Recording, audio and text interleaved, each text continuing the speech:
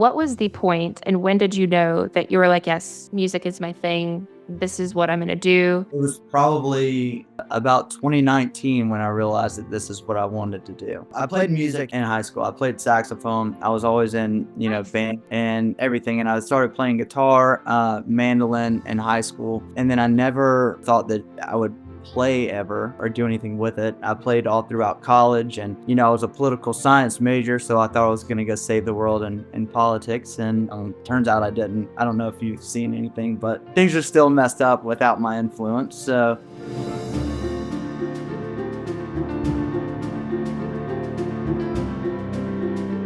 What's up, everybody? This is Nikki in Nashville here. I have a super special guest with me today. This is actually only the third installment of our Real Country podcast, and I've been having a lot of fun with it so far.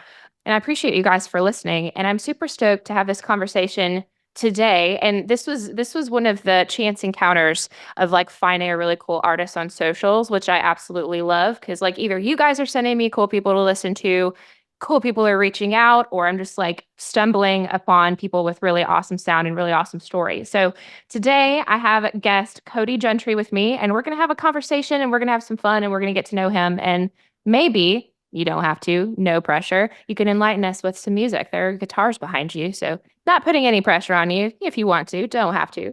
So how you been doing, dude? I've been good. Yeah, it's kind of the busy season right now. We're heading up. Actually, I leave Saturday to go to the Northeast. So I'll be Nice. all around Rhode Island and Connecticut and Massachusetts. And so it's gonna be a lot of fun. It's gonna be a nice little road trip. But yeah, it's been kind of busy. And I also have a wife and two kids and two Oh dogs. boy. And it's all every season is busy season. Dude, yes. How old are your kids? So I have a 7 and a 2-year-old. Oh, wow. Okay. So yeah, I bet that is a busy season. I have a dog and a cat, and I consider myself just like busy all the time. I don't know how you guys do it. Animals can be pretty trying too, but fortunately I have some really cool dogs, so we're cool. That's good. Yeah, sometimes they can be like children, so you more or less you have four, right?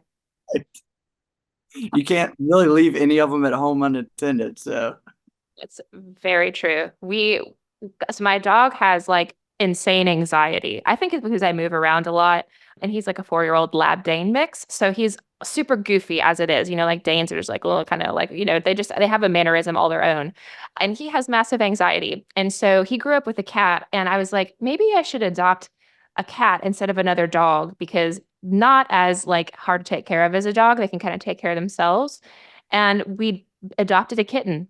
And nope, I was proven totally wrong. She was too young to take care of herself at the time. I think she's fine now, but she's given him like 100 times worse anxiety because she is like a demon spawn. She gets into everything. She will end up in the microwave. She'll end up in the dryer. She chases his tail and bites on his feet and just attacks him out of nowhere. And it's one of those things where I'm like, dude, I'm sorry that we did this. Like, this probably is making things 100 times worse. yeah. But now you have the pressure off of you because you're not the one making him anxious, That's true. Yeah, it's that's true. someone to Yeah, blame it. that's very true. Yeah, it's going to be her fault. And it's weird when vets are like, yes, let's medicate the dog with like the same sort of anti-anxiety medication as you have humans. I'm like, nah, probably not. We're going to skip that. Yeah, good here. Yeah. Anyways, well, we're going to get right into it. Normally, I start off with like the stuff that everyone wants to know about. And so we're going to talk about music. And I saw and was very graced to hear your most recent album release. And I think that was this your debut album that you released at the end of May? It was, yeah. It Nice. was Blue Ridge Gold. Yep. It was. I say it's my debut album, and it is, but I've also recorded it. I've tried to record it about 3 or 4 different times, Gotcha. and finally, just out of a lot of cool things happening, Dean Miller out of Nashville was like Hmm. reached out, and he was like, "You want if you ever want to make an album, I'd be up for it." And it honestly blew me away, because Roger Miller was. I grew up listening to Roger Miller, King of the Road, everything, you know pride in my family. So, whenever he reached out, it was like, yeah, this is meant to be. So yeah. It came out. I have an album. So cool. Well, guys, go listen to it. I know we normally do these calls to action at the end, but seriously, go listen. Find him on Spotify, anywhere you get your streaming. Blue Ridge Gold. How did it go, like in the process of actually recording this album? Like, was it smoother than you thought? Kind of who else worked on this with you? And you said you recorded here in Nashville? Yeah, yeah, I did. Nice. So, it was honestly like a dream going in there, and I thought that it would, I did all of this preparation, like mental preparation, and I put like playlist on just to have stuff to like clear my head if I needed to Hmm. kind of, stay in the space that I needed to be in. But I didn't need to do any of that. I got in there and we had, do you know Saul Philcox, Littlefield, Philcox, Littlefield, Saul Philcox, Littlefield? No. Maybe I Yeah. should, because that I will ever forget that now. Yeah, well, it's some sort of iteration of that name. It's Saul Philcox Littlefield. I always get it mixed up. Anyways, he's a great guitar player. And we had Janae Fleener on fiddle. She plays for George Strait, Hmm. everybody. Sean Fisher plays with Tim McGraw, and just an all-star cast of people. It was absolutely amazing. So, getting in there and with it being a debut album, there's already a little bit of a imposter syndrome going in. It's like, Yeah. like these people are telling me these are okay songs, but I've been playing them out for a long time, but this is kind of the big deal. And getting in there and being around those incredible players, I was like, I shouldn't be here at all. I really settled in, and it was like the most seamless process. Good. And that was my first time in Nashville. I had never been in Nashville before. Oh, we'll have to talk about that then. That'll be Yeah. fun. That'll be a fun conversation. So how did it feel? And it's crazy too how like syndrome gets everyone. It's like, you should be there. These are your songs. You've been working on these for years. You've been playing these out for years. And then all of a sudden it just is like, oh my gosh. Oh, like what's going on? What Oh was yeah. the like, did that kind of qualm a little bit as soon as you sat down and actually heard the final thing? Oh yeah. Yeah. And it seemed like the whole thing went by so fast. I was there for a week. Mhm. But it seemed like it went by so fast, and obviously there was mixing and mastering that had to be done. So for like, a month or month and a half, I'm just sitting there like I'm like I need to hear this like Yeah. because I have like rough videos and stuff and a bunch of pictures and everything. But I was like I need to feel what I felt again there. I need this back, and hearing that it was like, oh wow, like this actually sounds like something that people might want to listen to. Like, yeah. Oh, that would drive me crazy, having, like, done it and being anxious for the final thing and have to wait a month for it to be, like, fully done. Like, "Oh, I'm ready to hear it," you know? Yeah, absolutely. Yeah, so it was quite a trying time, but as soon as I got them back, I was like, "Yes, this is exactly what I want." So, Good. Good. That's awesome. It's great to hear when things turn out the way we want it to. For people who are kind of in your shoes, I guess, like artists who are like looking at recording maybe their first album, do you have any suggestions, words of wisdom, or things you might do differently if you had to do it again? I mean, the biggest thing, and it sounds so cliche, but just like be so prepared and confident. Like not really prepared as like, for any other reason of just being confident and Yeah. and showing up and you're like, this is exactly what I want. Like here's how I want it to sound, and let's go there. Whether you're doing it, in a basement somewhere, or you're doing it, somewhere on Music Row in Nashville, or Mhm. where, I think the biggest thing is like being prepared and being excited about it and Yeah. trying to capture something that you want to say. Yeah, and if you do it in Nashville, expect to spend a little money. But Yeah. Dean said his quote was, if your dream if your dream is less than a used car, then you should probably find another dream." Dang, that hits. So Yeah. yeah, it's like, okay, Wow. You go paid all for in. quality then, huh? Yep. That's awesome. Well, I have to say, I listened to it all the way through and I thoroughly enjoy it. It's one of those things where, like, I get a lot of artists sharing their music with me on socials because for some reason people just like want to hear my opinion. I'm like, guys, I'm not a music critic, but I really appreciate that you want to hear what I have to say. But it's one of those ones where it was like when you were a newer artist to me, and I saw that album come out and listened to the whole thing and genuinely loved it.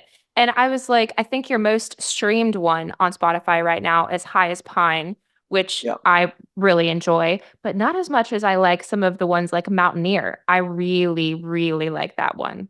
Thank Do you have you. like a story behind where that came from? And I'm sure it goes along with like the title of the album. So I'm assuming maybe that's where you're from. You want to kind of talk about inspiration behind some of the songs and the Yeah, title. sure. So, with that song in particular, and kind of a little undertone throughout the whole album is a lot of change. So we see a lot of change kind of around where we are in South Carolina. This used to be a lot of mill towns, a lot of textile mills. Mm, And in early 2000s, they started closing all the mills, the opening shops, internationally or whatever for cheaper labor and cost and everything. And then they started bringing in new corporations, tax breaks and stuff really helped with that.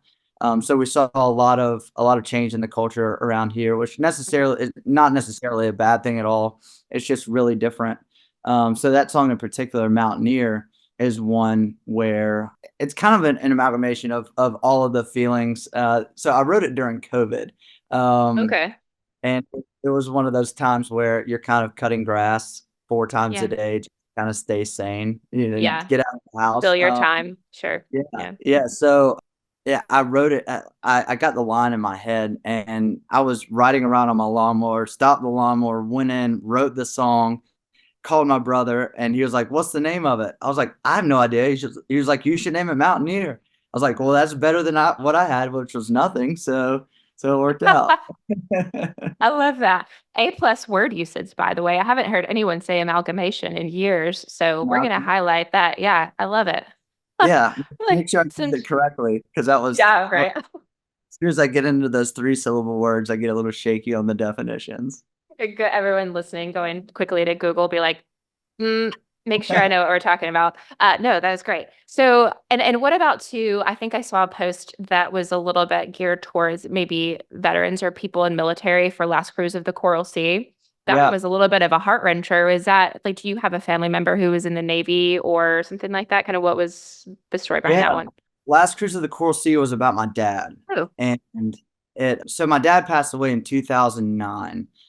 sorry to hear And that.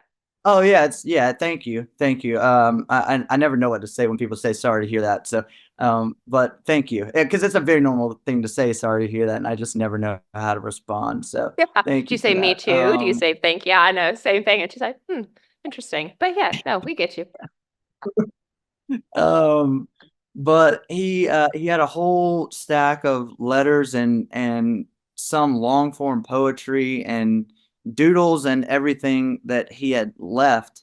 And my mom found them, and a lot of them were from 1993, Mm, which I was 2 years old in 1993, and a lot of those themes in that song came from that. So it came okay. from not really knowing how to fit in and hearing how his life would be different after the Navy. And it took a long time for me to process it. I actually had to sit down and read them like I was reading a piece of fiction.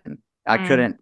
It took me so long to figure out like it was my dad because it wasn't really the dad that I knew. you remember, yeah. Yeah, so that one's a really, really that one almost didn't make it on the album. I wrote that probably a month before I went to Nashville. So it was a very new song when I went. But yeah, I like it. yeah. I love the ones that have the deeper meaning of an experience that you had that is very relational. And so I guess that brings me to my next question. When you write, do you feel like you're writing more like you're coming up with stories that don't exist? Or are you writing more experiential, or is it a little bit of both? Yeah, so typically it starts out like I'll have an idea in mind of like, take Sands of Tampico, for Hmm. example. Songs Yeah, me about too. robbing a bank and going to Mexico. But when I wrote it, I just needed like I needed to get out something because it had been a couple weeks since I'd written a song, and my dog who's still alive got hit by a car, and we had to so I actually wrote that song at the ER at like Ah, 2 a.m. He had to go get some medicine, pain medicine, and so I was just sitting in the car waiting for him, and I wrote Sands of Tampico in the car waiting for him, and that the last line in the chorus, or the last line of the last verse, says it feels good just to win one after all. I was like, man, I just needed a win. I needed to write this yeah. song, get done with it. So to answer your question, it kind of starts usually as a story, and then because it's from my perspective, it's gonna be about me or someone I know somehow. So Nice. I love that. Everybody has such differing opinions, and that's also crazy. I'm sorry to hear that about your dog too. I hope they're okay. You said they're chasing a still cat, alive, so of yeah, course. Of chasing a cat. course. That's what happened. Oh my So goodness. I know. I let mine out off leash and he stays pretty close to us, but I just have that feeling that, one of these days, hopefully it doesn't, knock on wood, but it might happen just because he chases rabbits and stuff too. And just like if he chased one across the street, oh my gosh, but I'm glad to hear yours is doing better. his name's Towns. He's a German Shorthair Pointer, Is and this a Towns Van Zant reference? of course it is. Of I got course it is. him years ago, and of course I had to name him Towns. Yeah. So Well, I guess from that point of view, I read that that was one of your inspirations. Do you have any other like big inspirations that you write from or that you get your sound from? Sort of like who did you listen to that made you want to be like, yes, like I want to be this in music? yeah, it was starting out. It was 100% John Prine. He Mm, was my absolute favorite. And then when I started like really wanting to, get into music, one person that really brought me back was Jason Isbell when he put oh out yeah. South. And I remember sitting in an office and just like not working at all, just listening to that album constantly. And and then, I had a job where I would just, kind of just listen. I'm able to listen to music all day. So I, Nice. would go Towns Van Zandt, Blaze Foley, even I would even listen to some like off the wall stuff too. But I listened to so much contemporary country when I was young, just because Mm-hmm. it was on the radio. That's always been kind of, I guess ingrained in me. Mm-hmm. But like, I like, if I sit down and listen to something and I want to pull something out, it's gonna be probably more on the folk side, like, some Bob Dylan, just kind of in that whole vein of things. And that Sturgill Simpson album that he just put out is just absolutely amazing. I Is. really enjoyed that, and that's kind of when I look to draw inspiration from somewhere musically, that's kind of where I go. Also, I read a lot. I've kind of grown up to be a nerd in my old age, so sit down with Isn't a that funny book. how that happens? Yeah, especially with kids, it's like, I remember going to the beach back in the day. We're like, we'll pack a cooler, we'll go sit on the beach, and we'll have a whole day. Now it's like, hey, the kids are taking a nap. I'm gonna go read by the beach. Read. Great. But also, what do you do on the beach? Like, Right. read, right? Like, That's what we we do. read on the Yeah. beach too in our Yeah. old age. I know, just like hats and screen reading. That's so interesting. So you're really into those, just like the quintessential singer-songwriter, just like everybody who's known for the kind of just being, a really stellar songwriter. And I don't think Blaze Foley and Towns Van Zandt, even today, get as much credit as due. I don't know. I just feel like, we got to keep their name alive because a lot of the new, I guess, country fans are kind of just like, who, you know? Yeah, and those I think, and what relates to me so well is because I had such a complex on my voice for so long. Mhm. Uh, because I can't, like, I don't have like a normal voice, and it took so long to even get to where I am now. So, hearing Towns Van Zandt, hearing Blaze Foley and John Prine, even these guys, some people would argue that they weren't great singers or they couldn't sing. And for me, it's like, no, like these are my people. Like this is Yeah. just listen to me, you know? This is the epitome of what it is that I'm trying to portray. Are you like professionally trained at all, or are you kind of just vocally Yeah. evolved on your own? Yeah. Yeah, COVID was great for me, Hmm. because I had to stay at home and I worked for hours and hours and hours on trying to form my mouth correctly and, slowing songs way down just to try to get, something happening with my voice. And, Yeah. finally got to a place where I was okay with it and still not exactly where I want it to be, but with time, I'm sure it'll be there, so. With time, precisely. So I saw too on Spotify that you have a really fun way of maybe explaining your music or sound to other people who've never heard it before. How would you explain that to somebody? My sound Yeah. on Instagram, my bio says, that I'm too slow for hip hop, too square for heavy metal. So I just, the problem is like I would love to call myself country, but in saying Americana, that's almost as broad as saying I just play music in Right. America, which I'm fine with that term. It doesn't bother me, but you know, if I could tell people what I am, I guess it's country. Yeah. I mean, Yeah. I'm coming around to saying that I'm country, because for so long I just considered it kind of folk, and the reason Hmm. that people thought I was country was because of my accent, Hmm. um, and I'd never been in Nashville, so how could I consider myself country? You know? Entry in the commercial sense, yes, I think requirement is Nashville, maybe. I don't know how you feel about that, but I think it's all like today it's kind of living under one roof. I was having this conversation with a gentleman that I was on a podcast too, and we were kind of talking about like where do you draw the line when you say country? And I was like, don't really know. So I wrote a newsletter about it last week, and it just referenced the. Have you ever seen The Princess Bride, where Yeah, Inigo Montoya is like, I do not think that word means what you think it means, or whatever. Whenever he was saying inconceivable, and that's always what I think about when somebody says country, and it doesn't even matter, like, what it's relating to, but I'm like, I feel like just so we can avoid the argument amongst people of, like, "This is bluegrass, this is folk roots, this is" fill in the blank, "This is alternative, this is Americana, this is Ameripolitan." I'm just like, let's kind of call it country, and then we can absolutely, like, subset itself, and it's all included, right? Which is I love the versatility of that. I yeah. have to agree, like, I love, like, the combination of definitely, like, the country sound for sure, folk, Americana, however you wanna call it in yours. It might be just, like, close to its own sound too, like, pioneer another subgenre of country. Cody Gentry country. Cody Gentry country. Gentry country. Gentry country, like Montgomery. Lat Montgomery Gentry country. What a fun family that is. Speaking of 90s country, because I think we were born in the same year, Yeah. that you won. I grew up listening to like the almost king of 90s country is now John Michael Montgomery. And just maybe last year found out that he's related to the dude from Montgomery Gentry. No way. They are indeed.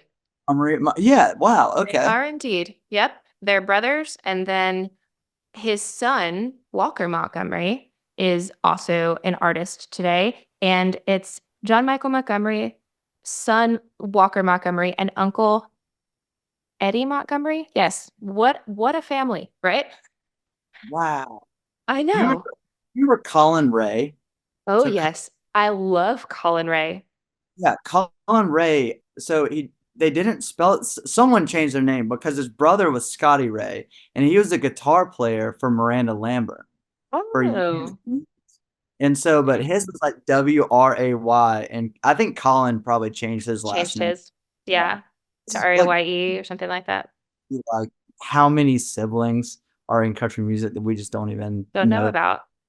It's crazy. Seems intentional then, yeah, to kinda just, like maybe they want all their sounds to sort of stand alone on their own and Let not alone have to Crystal live up. Crystal Gale. Crazy. It's Crazy. crazy.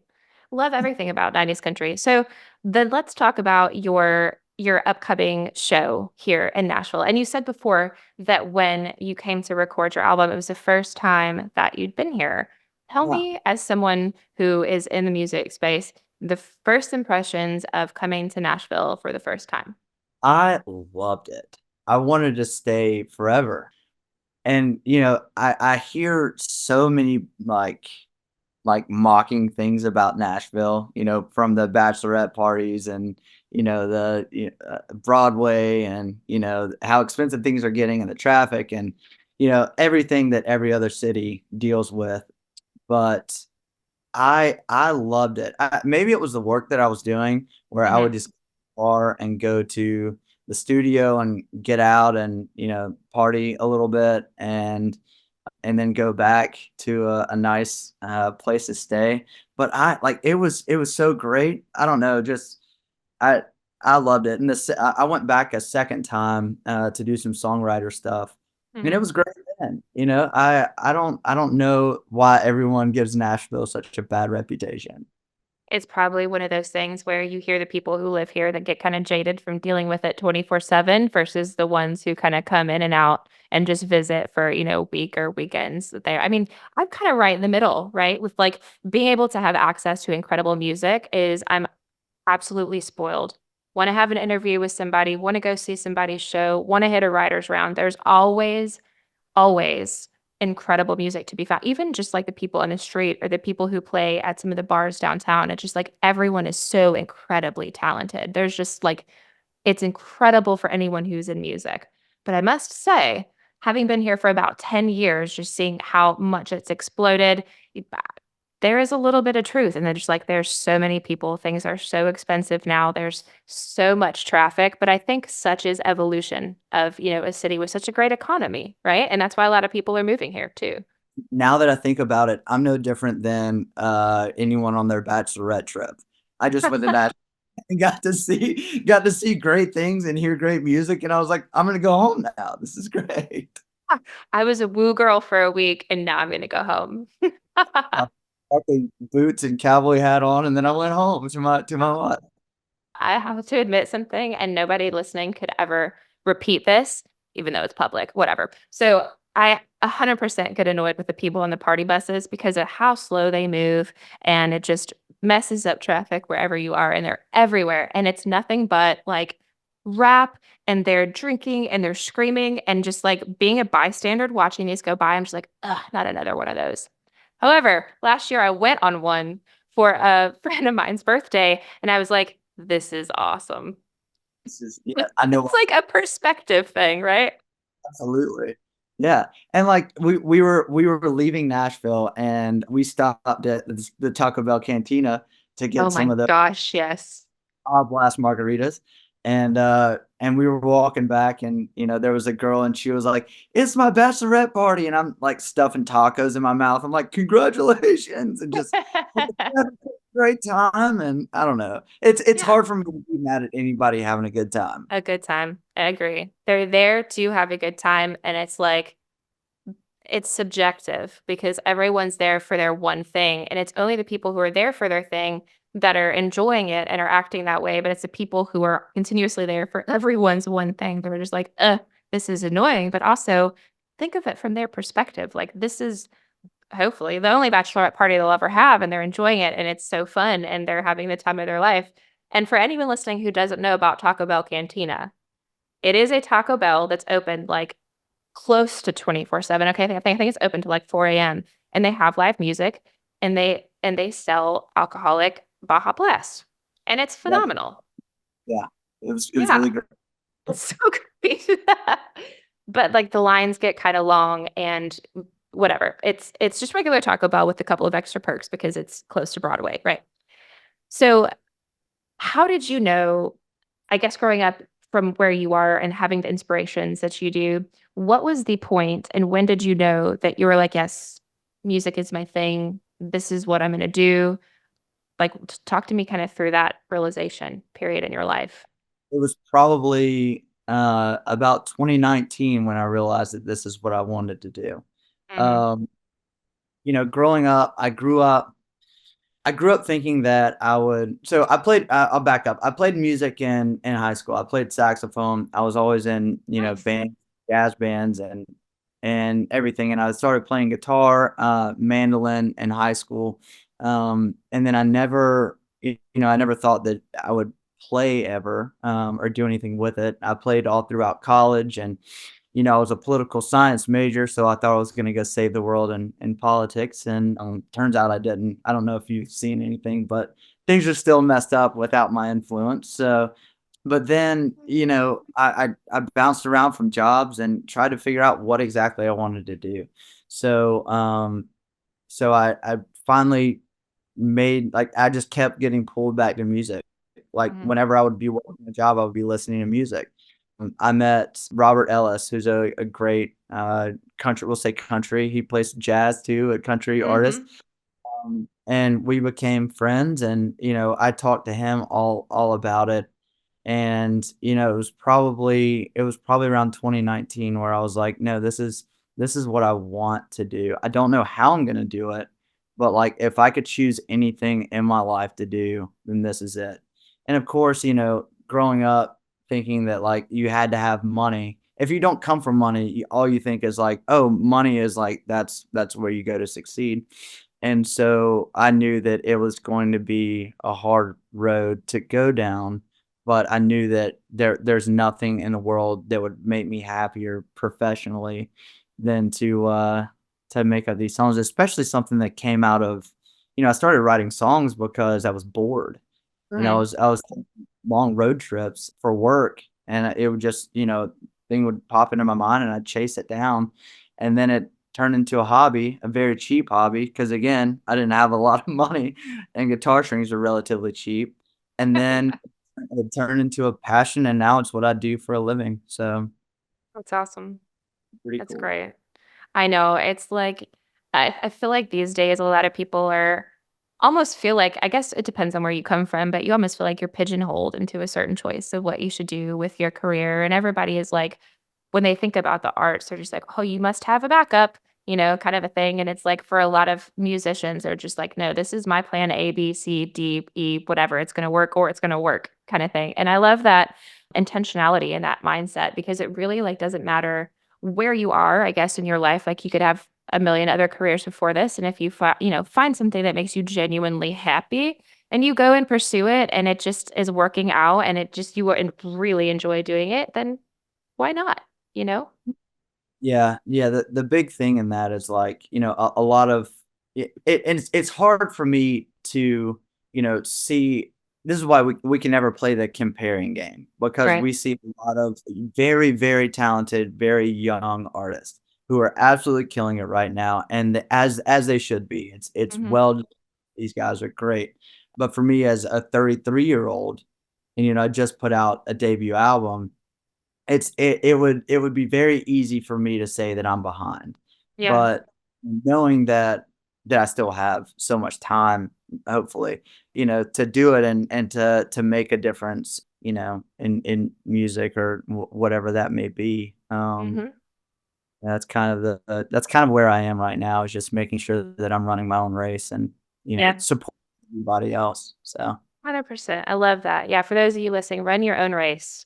Definitely easy to get caught up, yeah, in a comparison game, like based on age and accomplishments, but you never know, ever know what the inputs to get to where that person seemingly is at this point, looks like, or what their circumstances were, or perfect places that they were to like kind of help them be where they're everybody's journey is different. And it only hurts us when we play the comparison game, but it's so easy to do now with social media and stuff. And you have people that are like, and this is no hate, like Bailey Zimmerman, who just kind of intentionally recorded himself singing once at his old job, and it just like took fire. And now, he is where he is. Curious what you think about social media when it comes to being an artist. Like, how do you feel about it generally? And I saw that, like, leading up to your album, you did a really cool good job of promoting the release of the album when it came out at the end of May. So, like, talk to us kind of what you feel about social media and how you approach releases, like, if you really incorporate that as part of your strategy. Yeah, so with social media, it's such a necessary tool. I absolutely despise posting on social media, but I know like the re not it's not really I think it's one of those things that like it's because I have to, I despise it, and so I Yeah. want to naturally rebel on anything I actually have to do. That's just my personality. But I think, because it is so necessary, you have to have some fun with it. You have to Mhm. find ways to do it, and it's so fun to engage with people. You know, Mhm. just boundaries like, "Hey, I love this." It's like, "Great, let's talk about it." What's what's your thing? And starting out when I was so unsure and getting any sort of positive feedback was just like the absolute best. And then Yeah. using it to promote yourself, like that's way cheaper than Oh doing it in, yeah. and if you're not gonna promote yourself, no one is, you know? True. Like, Mhm. no one's gonna be out here vouching for you if you're too, nervous or, you might just hate social media and not wanna put it up. So, my whole my whole approach to putting out, releases and kind of anticipating that is just try to get people excited about it. Try to give them Yeah. much backstory as possible and try to get them in the space and excited to hear it. If you can build excitement and give people something to look forward to is like the coolest thing in the world. For Yeah. people to be so excited to hear your album when it comes out. And I was like, well, I have it now. Do you want to hear it? They're like, no, I want to wait.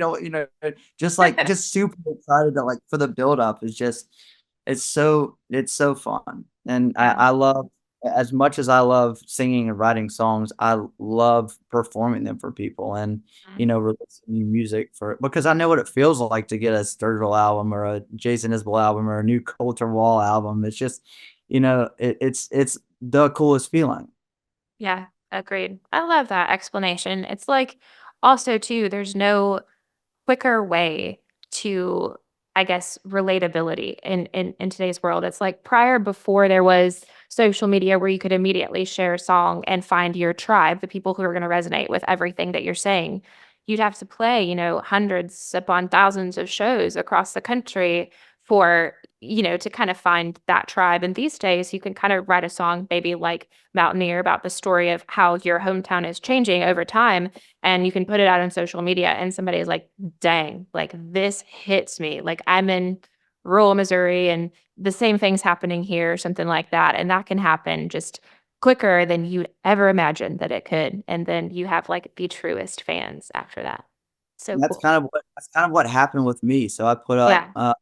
Eyes Upon, and the comedian Bert Kreischer found it and shared it with, millions of followers on there, and I think Nice. somehow it got in the algorithm, and that's how Dean saw it, and that's how Dean reached out to me, and that's how the album's made. So, as much as I hate posting on social media out of duty, I'm very thankful for it. So Good deal. I love that.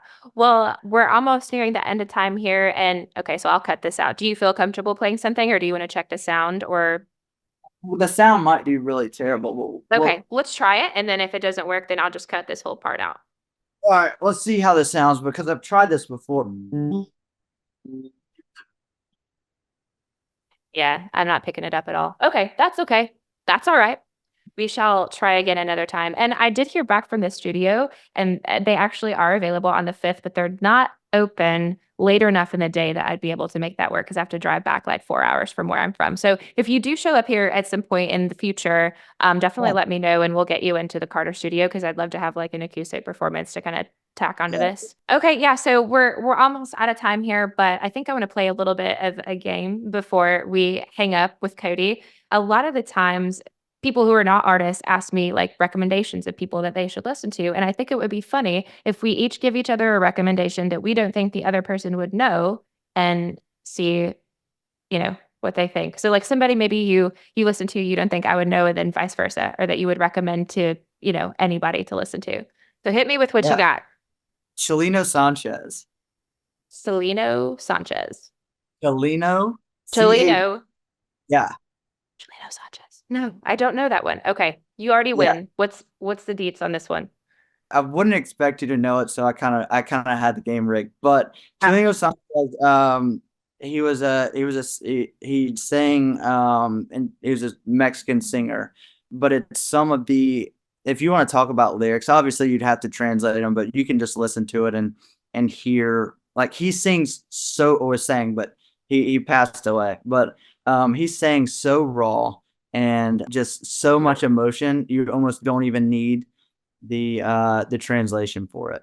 It's some of the most powerful music, and it is in a style of, some would say like a mariachi style. It's probably one of my favorite things to listen to, and especially in the summer when you can roll the windows down and jam it. It's really, really good. And Nice. there's an incredible, crazy backstory to him. So anybody listening, check it out. It's really cool.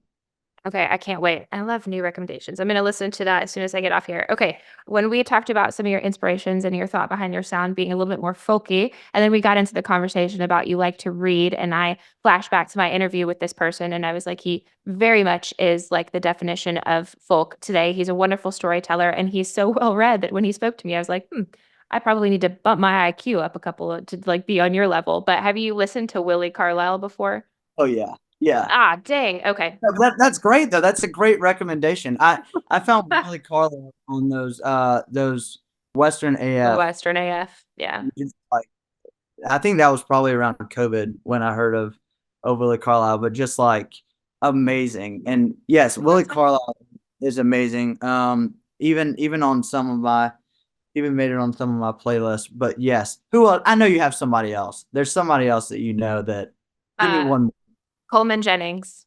No, I don't know Coleman Jennings. There we go. There we go. I'm gonna put Do that in. Coleman Jennings. Sorry, He's Coleman. one yeah, he's one of the people where also found on social media, and it was because so many people were recommending him to me when I did the videos that are like, if you like classic country, then you'll love these artists.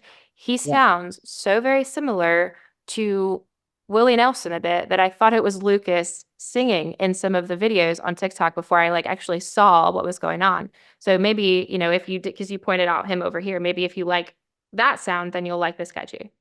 that's cool. Is he related to Waylon Jennings? I don't know. I don't think so. I feel like that's probably one of the things that he would share, Yeah. but I haven't dug in enough to see if he had ever talked about it before. So I'm going to say no, but I could be proven wrong. Well, I do. I'm sure that gets pretty old because people ask me if I'm related to Montgomery all the time. I'm Right. like, well, so it'd be kind of hard to. If I was, I would tell you. Awesome. Well, Cody, thank you so much for your time. I really appreciate it. I know everybody enjoyed this conversation. If you want to let everybody know, again, one more time, the show that you have coming up and where to find you. Yeah, I'll be at the Underground in Nashville on August 6th with Houston Lace, really cool local band out of Nashville. And yeah, find me on CodyGentryMusic.com, and it's like Cody Gentry Music just about anywhere on social media. I'm really easy to find. Reach out to me. I'll respond. If you just want to chat about books or music or how cool Nikki is, hit me up. Well, thank you, sir. I don't know if that's going to be on anybody's radar to talk about, but I appreciate you. We'll get this episode out to you guys as soon as we can, and I hopefully you stay tuned for again our next episode of the Real Country Podcast. Thank you so much. Yeah, thank you.